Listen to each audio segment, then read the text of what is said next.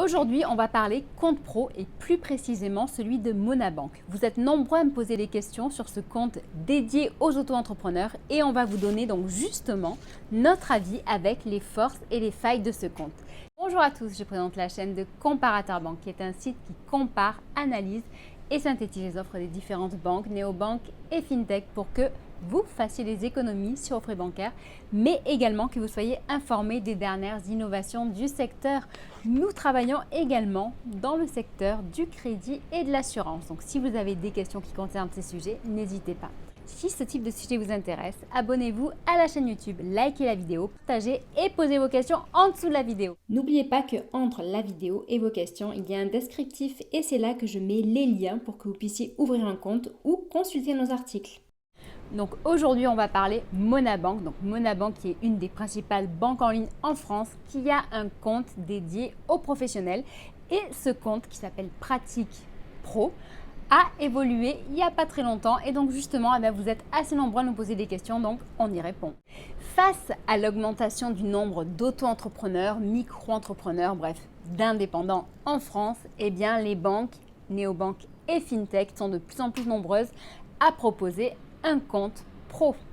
Et dans le lot, il y a notamment Monabank. Donc Monabank, ça fait quelques années qu'ils le proposent, n'est-ce pas? Donc je sais que parmi vous, il y a des personnes qui sont vraiment fans de ce compte et je les comprends. Rappelons qu'aujourd'hui, on est là pour pointer du doigt les forces et les failles pour aider ceux qui n'ont pas encore choisi leur compte ou ceux qui souhaitent en changer à faire le bon choix.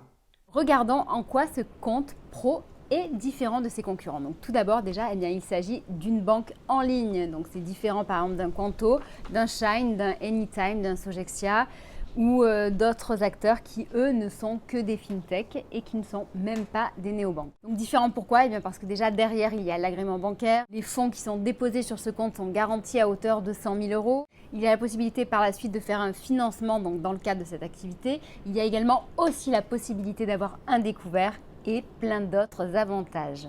Ce compte-là, vous l'avez bien compris, il est bien 100% dédié aux auto-entrepreneurs. Donc tout ce qui est TPE, PME, inutile de tester, ça vaut pas le coup, ça ne sera pas pour vous. Les frais de ce compte, soyons cash, direct, on rentre dans le vif du sujet, ça coûte 9 euros TTC par mois. Donc 9 euros, certes, donc quand on compare ça avec un compte courant personnel, c'est cher, mais avec un compte pro, on peut dire qu'on est dans la moyenne tarifaire et même en étant en TTC, on est dans la moyenne basse.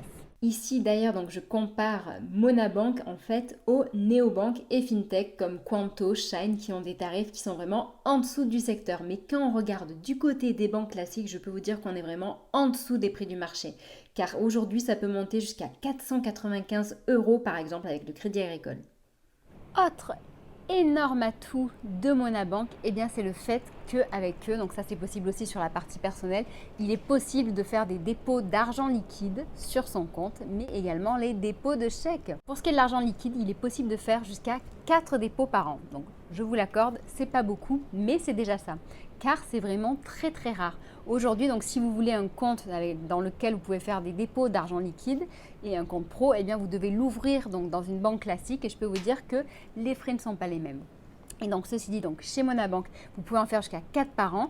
Au-delà de ces 4 dépôts, il faudra compter 5 euros par acte. Pour les chèques, vous pouvez déposer jusqu'à 18 chèques par an.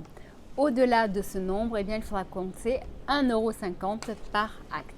Pour ce qui est de la carte de paiement, donc là c'est pareil, vu qu'on est dans une banque en ligne, on a droit à quand même une gamme assez large de cartes possibles. Avec cette cotisation à 9 euros, vous avez le choix entre deux cartes. Donc la première, c'est la Visa à autorisation systématique ou la Visa classique, donc qui est une Visa internationale à débit immédiat ou différé, et qui est sans frais sur les paiements et les retraits à l'international. Si vous recherchez une carte un petit peu plus haut de gamme, vous avez le choix et la possibilité de prendre la Visa premier, donc il y aura plus de garanties et d'assurance, mais il faudra compter une cotisation supplémentaire de 3 euros par mois. Monabank, bien entendu, pense à ces auto-entrepreneurs et leur permet donc d'encaisser de différentes manières, donc argent liquide, chèque, mais également d'encaisser les cartes bancaires. Pour ce faire, Monabank s'est rapproché de Smile Pay, qui est une société qui propose des terminaux de paiement. Donc le prix d'achat de ce terminal va de 69 € à 349 € hors taxe. Et ensuite, à ça, il faudra rajouter un abonnement mensuel qui dépendra du montant que vous allez encaisser, du moins du volume de montant que vous allez encaisser. Un autre petit avantage donc de Monabank, eh bien, il s'agit de sa protection juridique. En effet, donc quand on est indépendant, et surtout au début, mais même au final, je crois que c'est un peu tout le long de son activité, eh bien, on n'est pas forcément très apte à rédiger des contrats ou tout autre document qui nous protège dans notre relation avec un tiers. Et donc, c'est là que la protection juridique agit.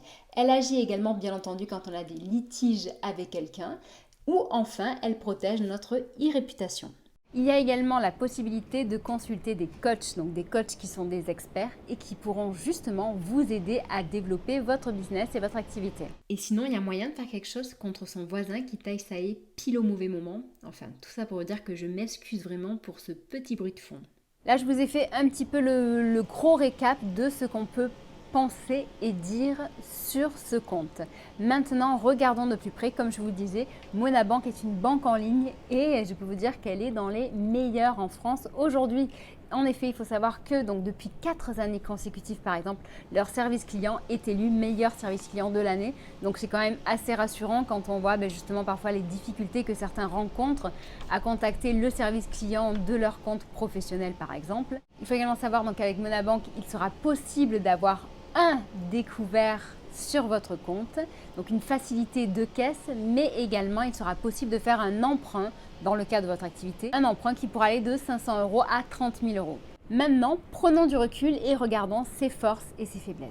Donc, en termes de force, ce qu'on apprécie vraiment dans ce compte, eh bien, c'est le fait d'avoir, par exemple, donc en effet, l'accès à une facilité de caisse, donc le découvert, l'accès au prêt donc pour développer son activité, ce qui est vraiment assez délicat aujourd'hui. On le sait quand on a un compte pro et qu'on est un indépendant, car très souvent il faut avoir un CDI, donc bref, c'est toujours compliqué pour les indépendants pour emprunter.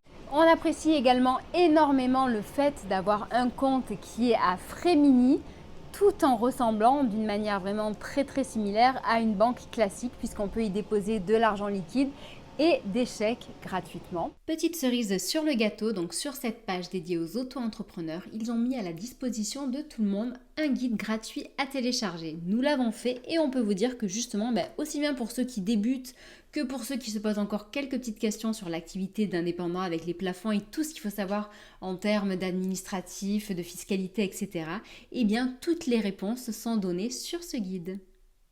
Et maintenant, en effet, on va vous donner les failles et ce qui pourrait être amélioré dans ce compte.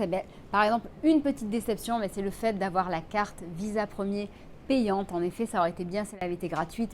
Autre point négatif, on aurait bien aimé aussi, bien entendu, pouvoir faire autant de dépôts d'argent liquide et de chèques qu'on le souhaite. Mais bon, ça c'est pareil. Le problème, c'est que ce n'est que, entre guillemets, une banque en ligne, qu'elle utilise donc justement les DAB, donc distributeurs automatiques du CIC et du Crédit Mutuel, et que pour elle, au final, ça a un coût, donc il faut bien que ça se répercute à un moment.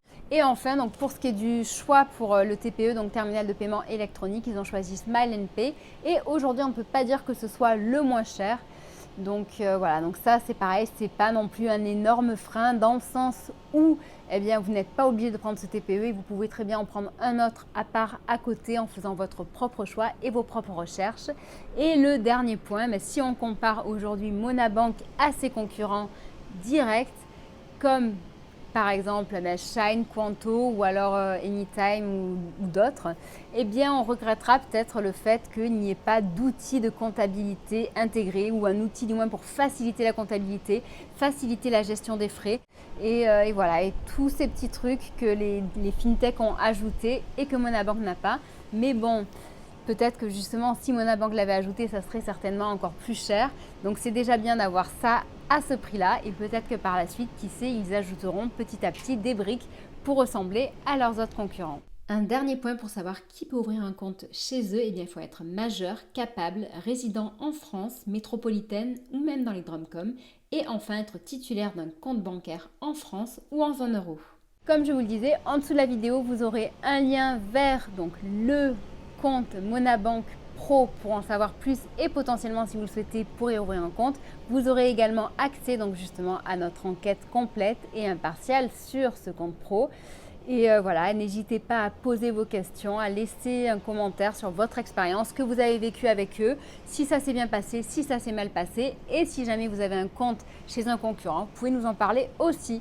Voilà, je vous souhaite une très agréable journée et je vous dis à bientôt, au revoir. Les dernières secondes pour vous expliquer ce que vous pouvez trouver sur notre site Comparator Bank. Donc tous les jours, nous avons une à deux actualités qui sont publiées, mais également de nombreuses enquêtes, avis, etc. et tests de produits. Nous avons tous les vendredis une revue de presse sur les actualités banque et fintech et tous les dimanches matins, nous avons une page qui est dédiée à l'investissement pour vous expliquer comment diversifier votre portefeuille.